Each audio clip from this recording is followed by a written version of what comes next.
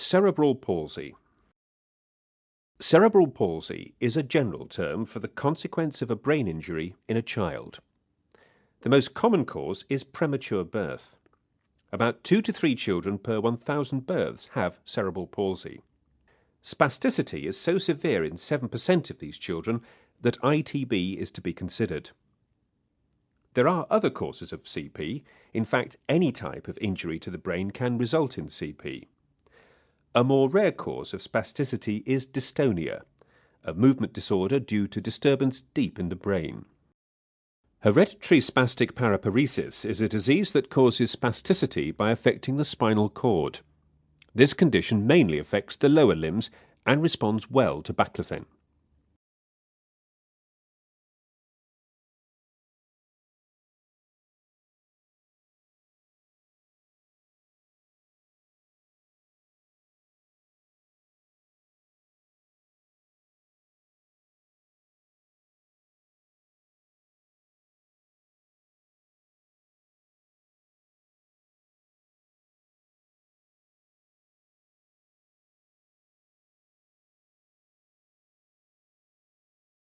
What is spasticity? In general terms, you can translate the word spasticity as tightness of the muscles. In cerebral palsy, this is the result of an injury to the brain. The injury can be due to premature birth, birth injury, lack of oxygen during or immediately after birth, or brain injury from road traffic accidents and similar incidents. 90% of the children treated with baclofen at the Queen's Medical Centre have CP, resulting in spasticity as a result of premature birth. Although the most visible effects are in the limbs, spasticity resulting from brain injury affects the entire nervous system and the entire body. This explains the difficulties with swallowing, speech, and sometimes eye movements. Each child with CP is different, and spasticity shows itself in different ways. The most obvious signs are the tightness and the progressive deformity. Ultimately, the spastic deformity will lead to contractures and the joint loses its function. Spasticity is scored in an attempt to create a standard. The score is known as the Ashworth scale. This scale runs from 1 to 5. 1 is normal, and 5 is the greatest tightness, where the examiner can hardly move the limb and the limb is fixed in flexion or extension.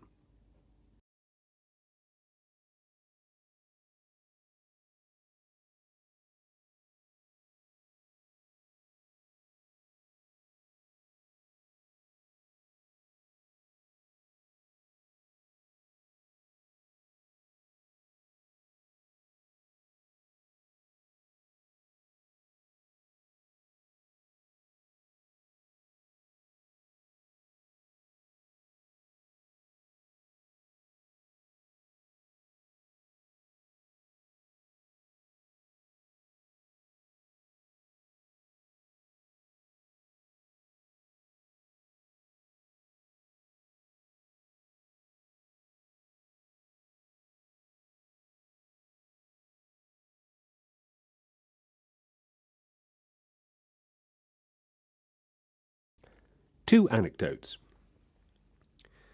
Because spasticity is a disorder of the feedback loop in the spinal cord, anything can trigger spasticity, varying from a viral illness, a badly fitting splint, or an underlying condition. A little boy had a great result of the test procedure and had an implant. ITB seemed to have no effect on the spasticity. This went on for several months until gluten intolerance was found to cause the distress. The difficulties were relieved by an appropriate diet. B. A young girl had an initial good response to ITB. Despite increasing the dose, the effect seemed to fade away, to everyone's disappointment.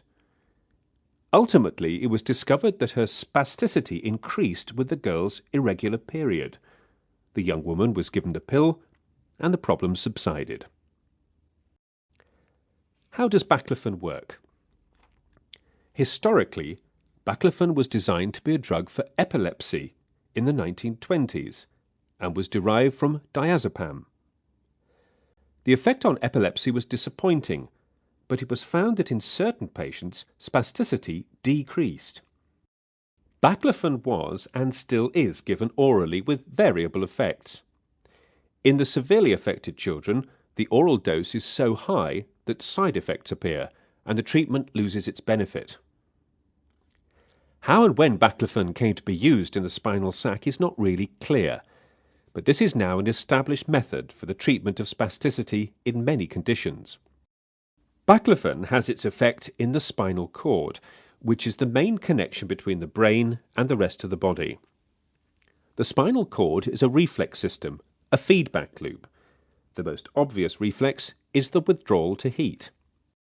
This movement is brisk and not very well controlled. This is what happens in cerebral palsy. Without adequate control from the brain, every movement is like a reflex, being rough and uncontrolled. The reflex can spread through the body, causing spasms or arching. These spasms can be painful and interrupt sleep. Baclofen works on this reflex circuit. The reflex circuit in the spinal cord contains the Renshaw cells. These cells are very sensitive to a natural chemical produced by the nervous system, GABA, gamma-aminobutyric acid. GABA slows the reflex circuit down, and baclofen acts like GABA. The dose of intrathecal baclofen necessary to slow down the reflex circuit is variable, but is generally 1,000 times smaller than the oral dose.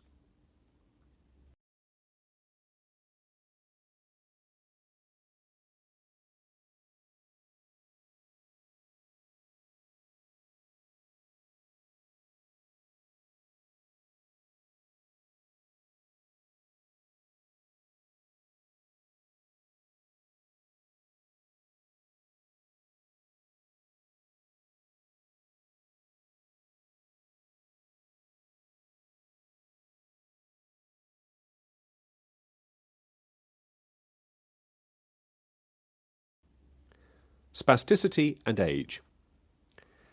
Spasticity also evolves over the years, a fact that is noticed by the parents but escapes most clinicians. In the early years, up to 5 years of age, there are rarely contractures, and spasticity can manifest itself in several ways.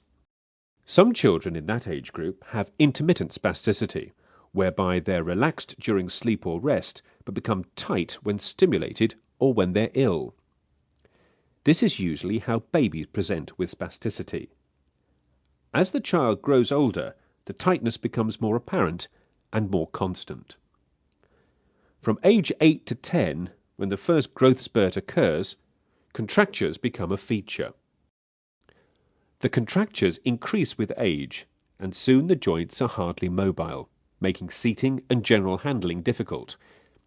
We aim to treat spasticity in the early stage, and aim to treat children in the under 5 age group. Unfortunately, many children are referred late, and although we can improve the tightness, contractures often remain. Baclofen makes the movements easier, but may not affect the range of motion. Treating spasticity early gives a better chance to preserve the range of motion. There's no actual limit to the age at which a child can be treated with ITB. The industrially manufactured baclofen is only licensed from 4 years of age onwards.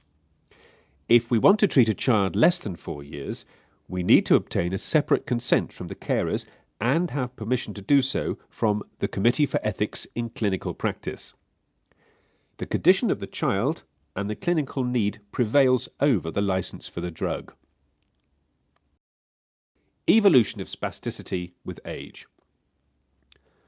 The lower limbs, ankles and knees are generally affected first.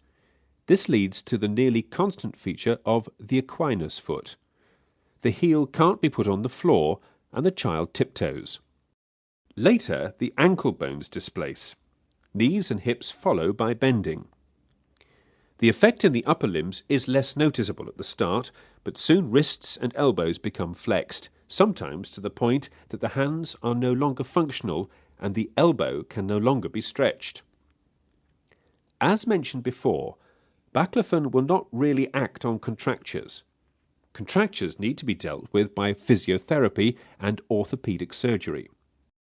Botulinum toxin may be of help in some children. Baclofen is not to be seen as a single replacement treatment for spasticity, but as part of a range of treatments for this difficult and variable condition.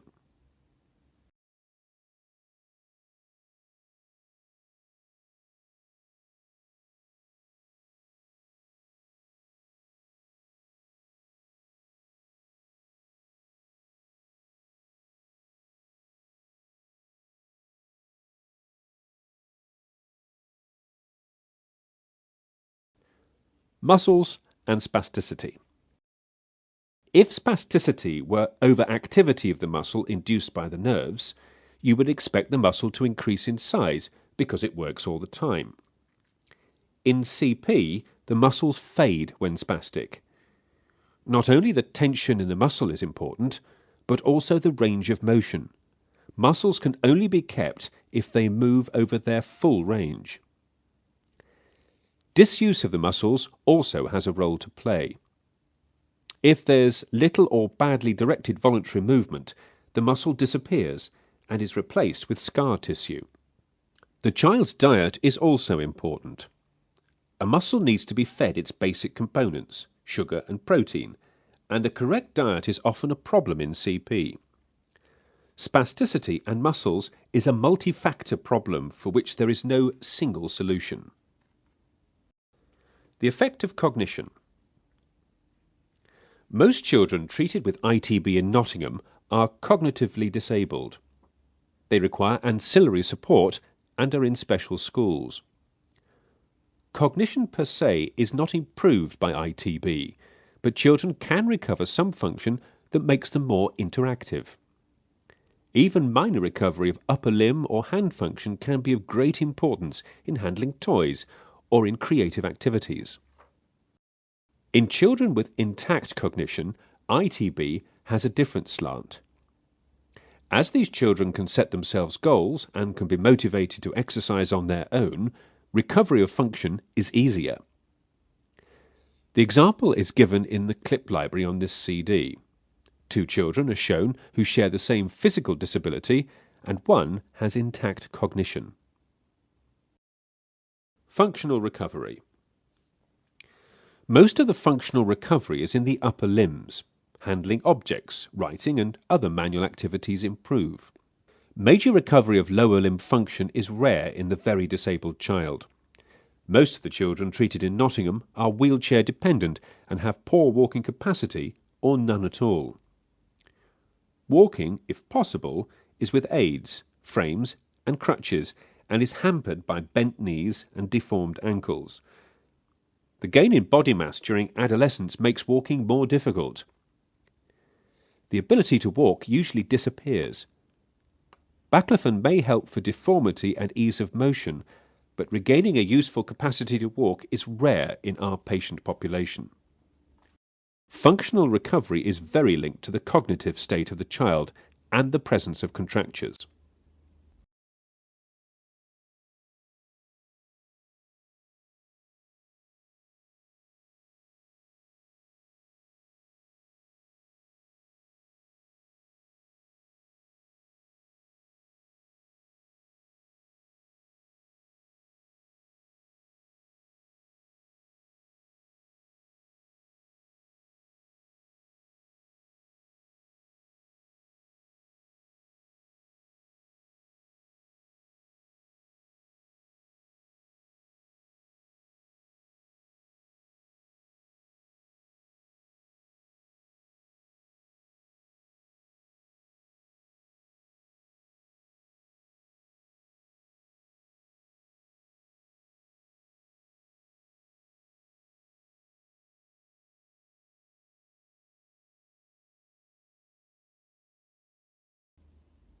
Diet and baclofen.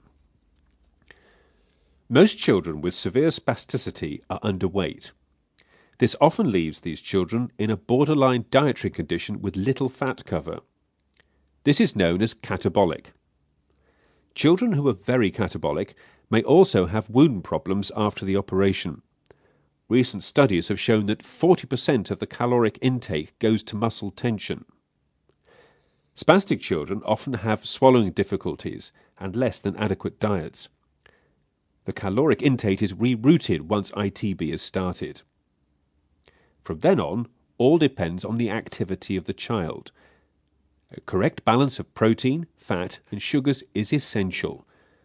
From experience, we find that most of the available calories after the start of ITB are turned into fat, which is a mixed blessing. After sometimes years of malnutrition, the child starts to gain weight.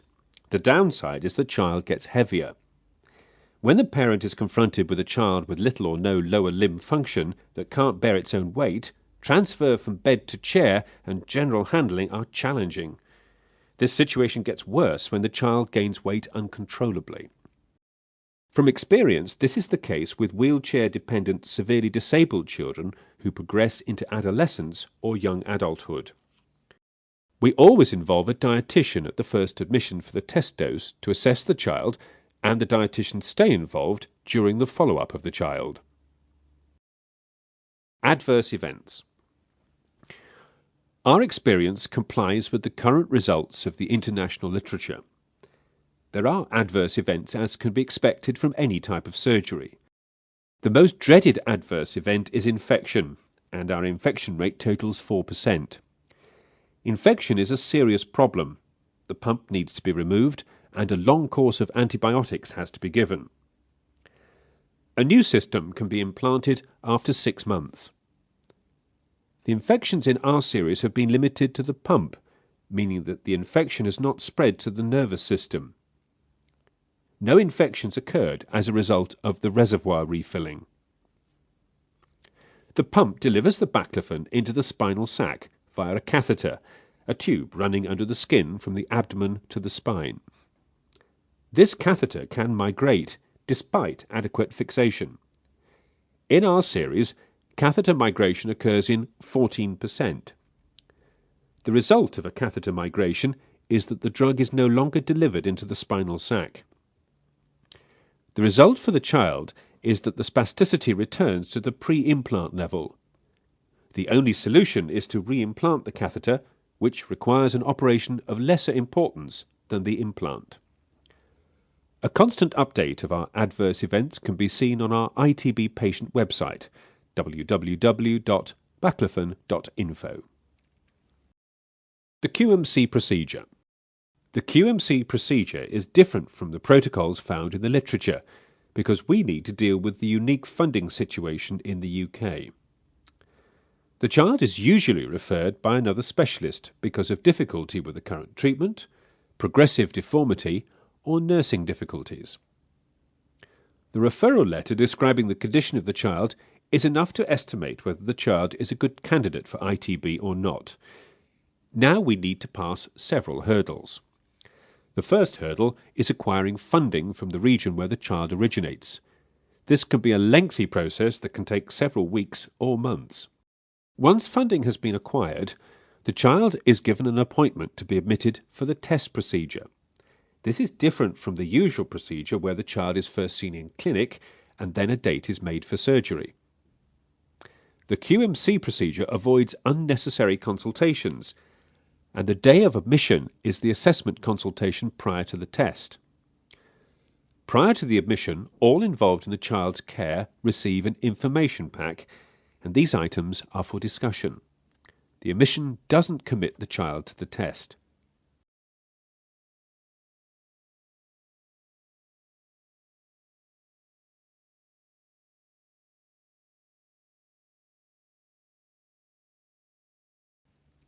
The test. After discussion of risks and benefits of the test and informed consent, the procedure is planned for the next day. A general anaesthetic is necessary for the test, and during that anaesthetic, a muscle relaxant is given. With a muscle relaxant, all motor nerves are paralysed. Any tightness found during the examination with muscle relaxant is due to contractures, tendons and joints that have become tight. This is an important fact, as the contractures determine the early result of ITB. Baclofen has no effect on the contractures. Baclofen makes movements easier and can prevent contractures getting worse. In our patients, we do see improvement of the contractures, but this is a combination of baclofen and hard work by the carers and the physiotherapists. After the examination under anaesthetic, a small catheter is inserted into the spine by means of a needle. The risk of the test is potentially an infection of the site where the catheter is inserted. This has never occurred in our series. The child is then woken up and returned to the ward.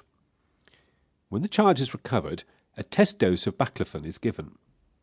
It's important for the parent to stay with the child for the next 8 to 12 hours. The peak effect of a single dose of baclofen is at 4 hours after the injection. After that, the effect fades. During that time, the child needs to be handled normally, and all the child's activities have to continue as usual.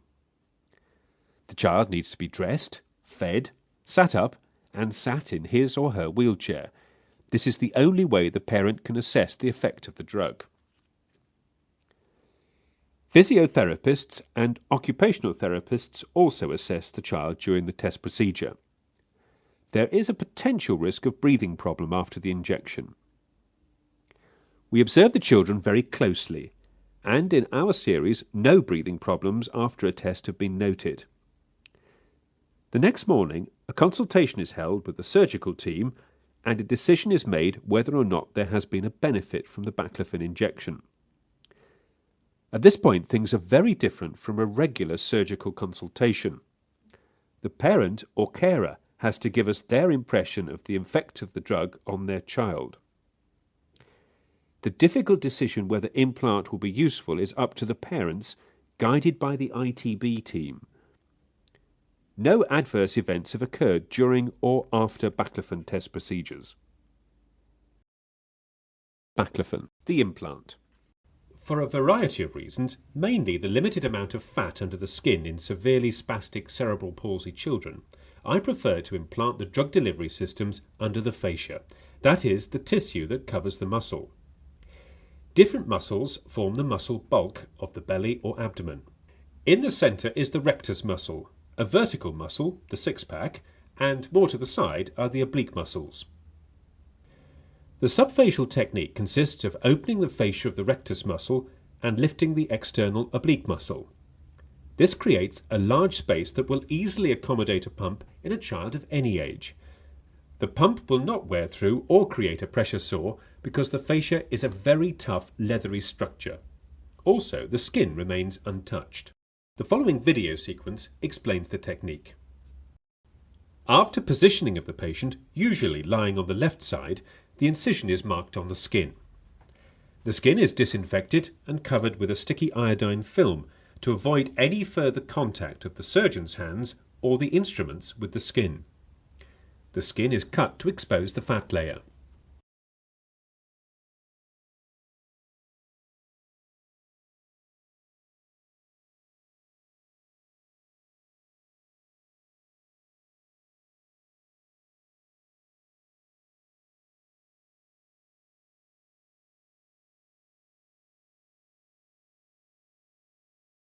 After cutting the skin, a retractor is used and the various tissues are dissected to prepare the pouch for the pump.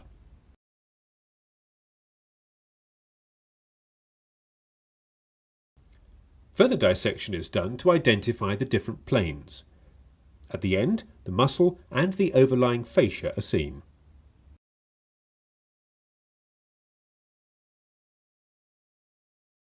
The muscle fascia needs to be released from the underlying muscle to create the pouch that will accommodate the pump. This is done with diathermy, an instrument that cuts tissue and stops minor bleeding. Large swabs are left over the rim of the wound to avoid contact with the skin. Sterility is imperative in implant procedures. We're operating through an 8 cm horizontal incision, and further retraction is necessary to make the pouch large enough. The pouch is made and the fascia is held in 2 clamps. The dissecting scissors are inserted in the pouch to demonstrate the depth. The subfacial procedure doesn't come near the contents of the abdomen.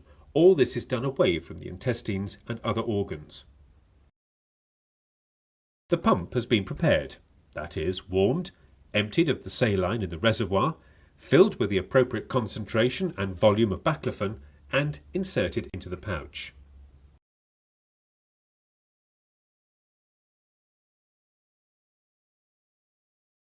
An incision is now made in the lower back, and a small pouch is made to accommodate the catheter that will run from the pump to the spinal sac. A spinal tap is done using a hollow needle. The sure sign of having reached the spinal sac is backflow of clear fluid, the cerebrospinal fluid.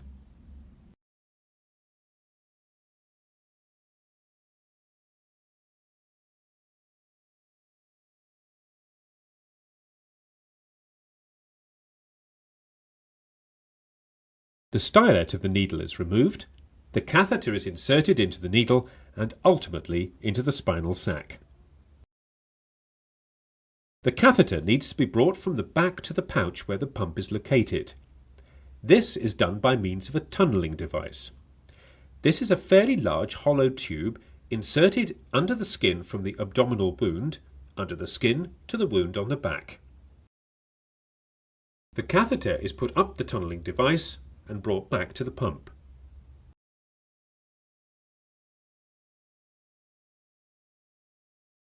After the implant. The pump is implanted with its reservoir partly filled with baclofen. The initial dose is estimated and depends on the size and age of the child. After a brief stay on the recovery ward, the child is brought to the ward. Antibiotics are given intravenously for the first few days and then orally for a full 2 weeks until the stitches are removed. This is a preventative measure and helps control the risk of infection of the implants. The child is also given an infusion of diamorphine to control the pain. The result of baclofen may not be immediately obvious. The child may be more spastic than before the implant for the first few days because of the pain of the operation. The total hospital stay is usually 5 days, depending on the comfort of the child and how the parents feel. The refill procedure.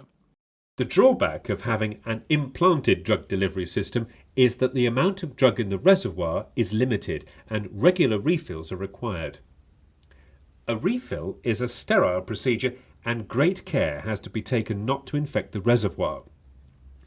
Reservoir infections can be treated, but avoiding this altogether is better. The reservoir is refilled through the skin with a special needle and through a silicone nozzle in the centre of the pump.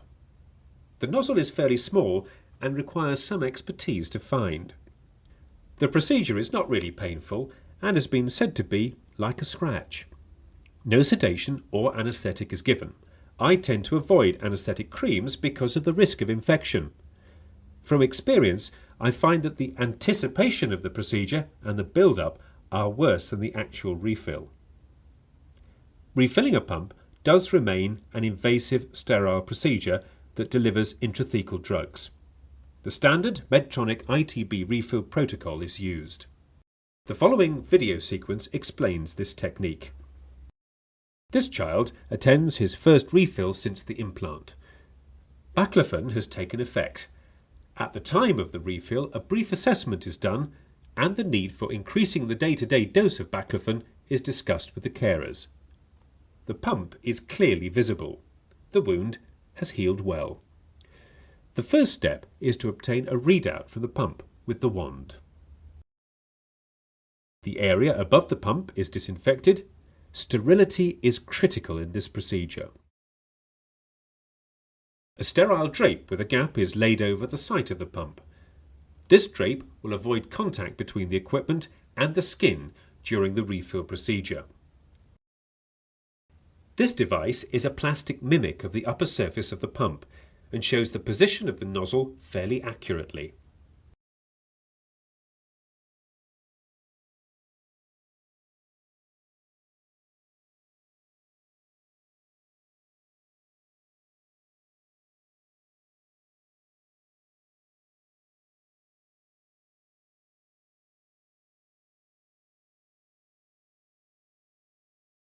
When the needle has gone through the skin and entered the reservoir, the residue of baclofen in the pump is removed. This sample is sent for microbiological analysis to make sure there is no contamination by bacteria.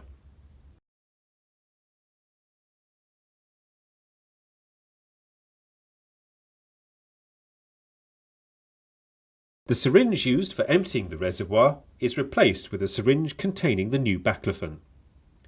This syringe has a microfilter to avoid bacteria getting into the reservoir. The pump is filled slowly.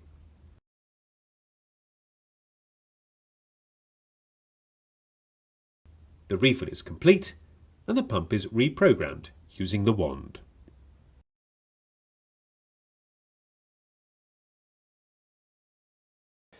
Case studies video clips. I personally don't have a great affection for before and after videos. These clips often select sections to make a point and rarely address the whole issue. In the specific case of baclofen, there's an even greater difficulty, which is to visually give the viewer a notion of what muscle tightness means and how this affects the child. 2 children have been chosen to feature in this clip library. Both are very distinct but share the same condition, spasticity with an Ashworth score above 4 in all 4 limbs. Adam is also cognitively disabled and because of this has little function.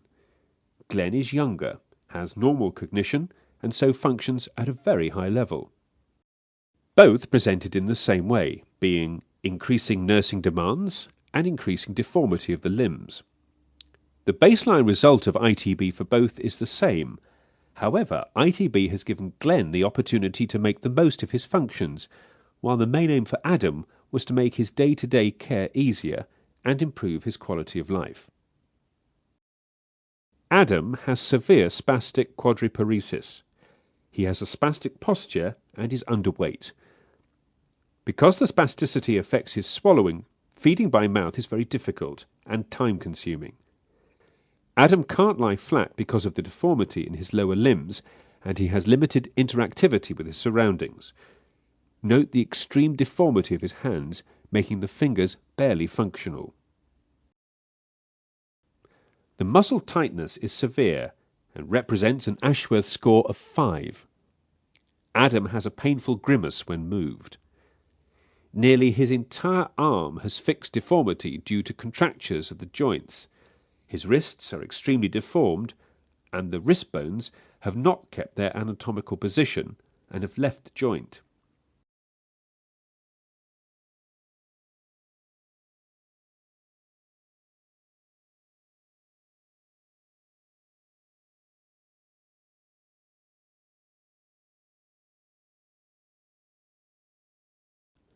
Adam has contractures in all his joints, and his range of motion is restricted in all directions.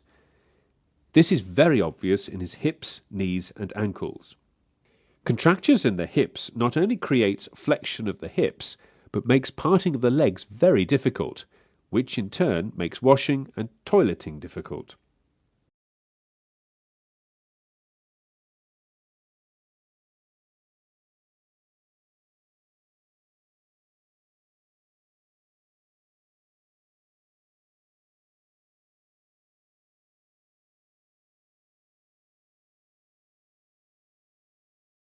Both sides are badly affected by the contractures.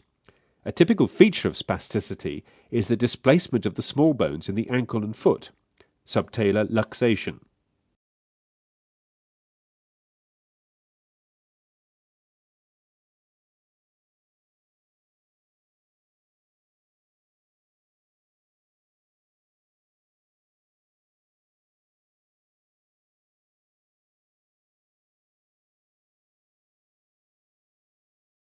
The extreme muscle tension is shown. Notice the spastic shape of the hand. Deformity such as this is hard to correct. The fingers have lost their function because of the position of the hand. Adam has adequate sitting balance, though very little voluntary movement. The spastic position of his arms is impressive. Notice the absence of muscle bulk.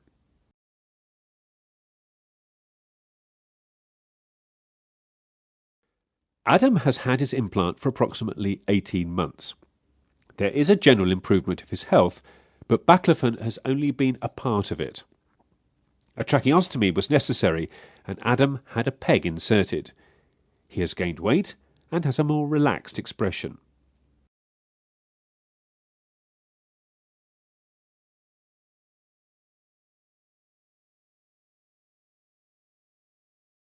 Adam has more muscle bulk and fat cover over his entire body. The limbs move with greater ease. The contractures remain. Notice the parting of the legs, a function essential to proper care.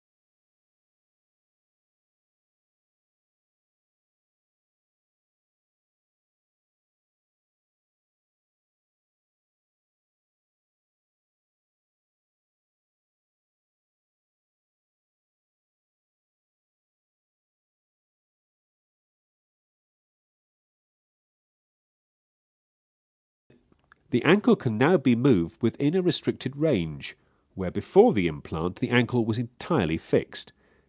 Notice the displacement of the ankle bones.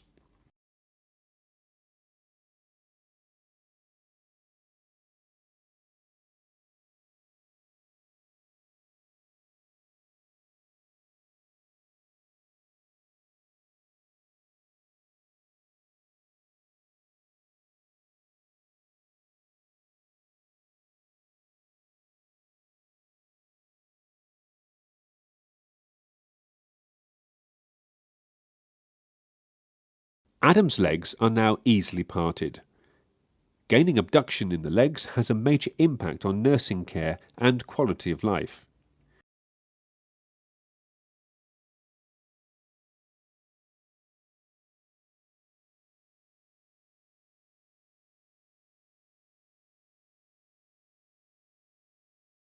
Noticeable is the ease with which passive movement are done. The contractures remain.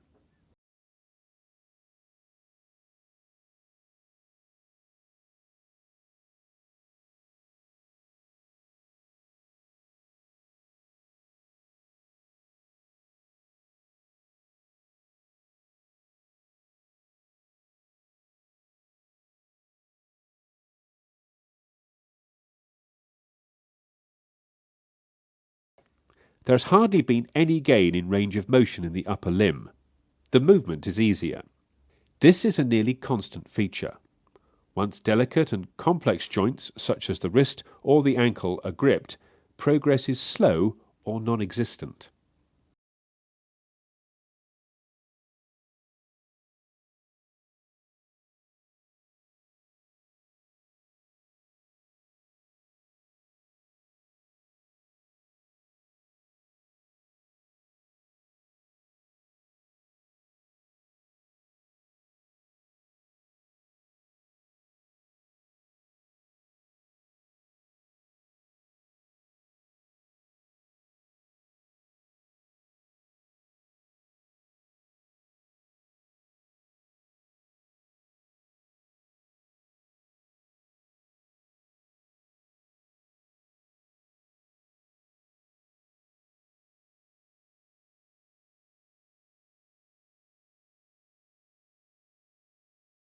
The contractures of the wrist have stopped the fingers from being functional. Notice the displacement of the wrist bones. Orthopedic surgery can correct this deformity, but may not improve the function.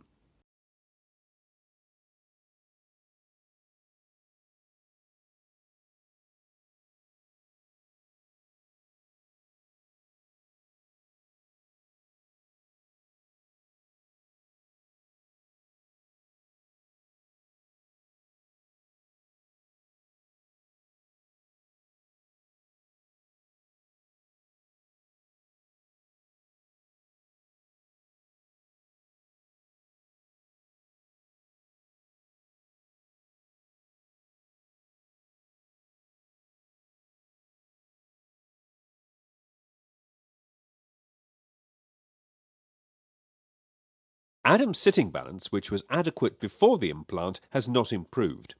His head droops more, which is an effect of the baclofen.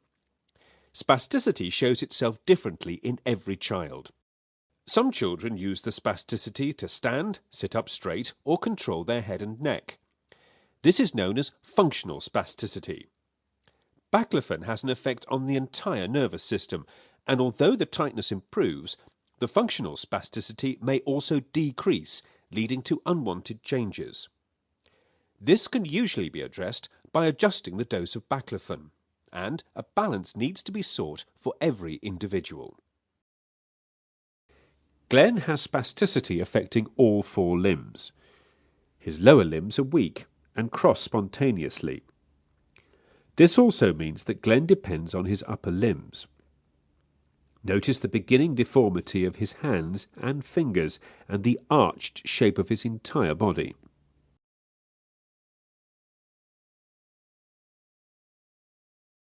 Glenn's voluntary range of motion is limited. The deformity of the hands is more obvious, with the right side more affected than the left side.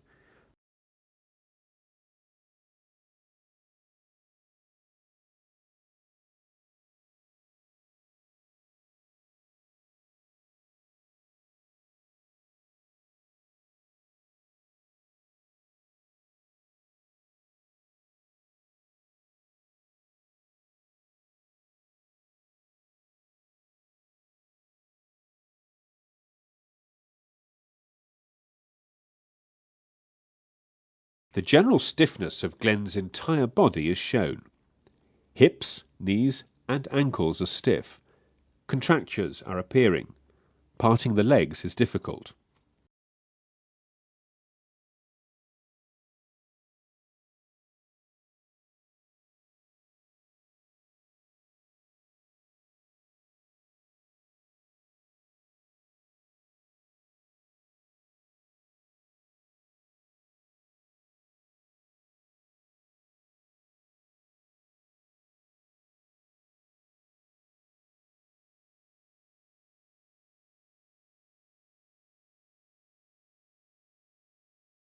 Glenn's sitting balance is adequate. He's underweight because of his condition.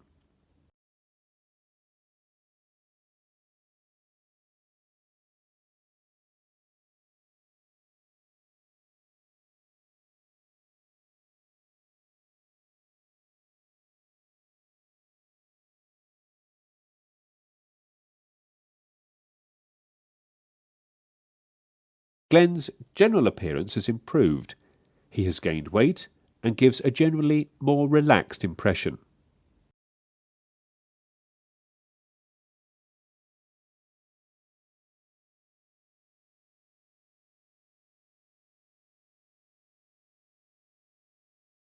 The ease of movement is noticeable. The contractures remain. The ankle can be moved easily.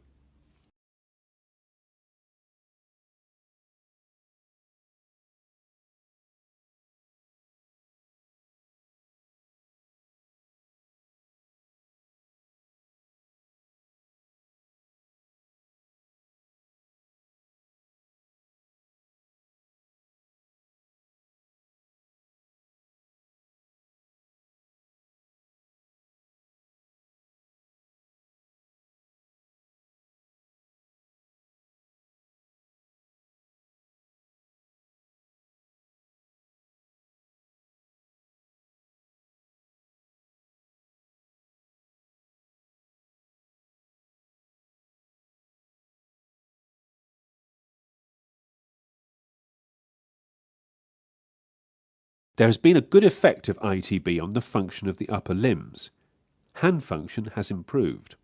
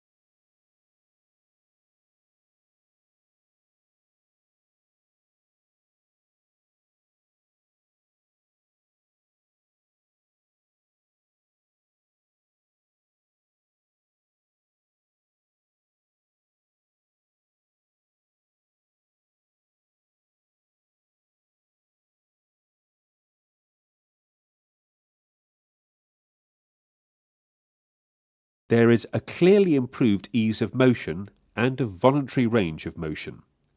The contractures persist.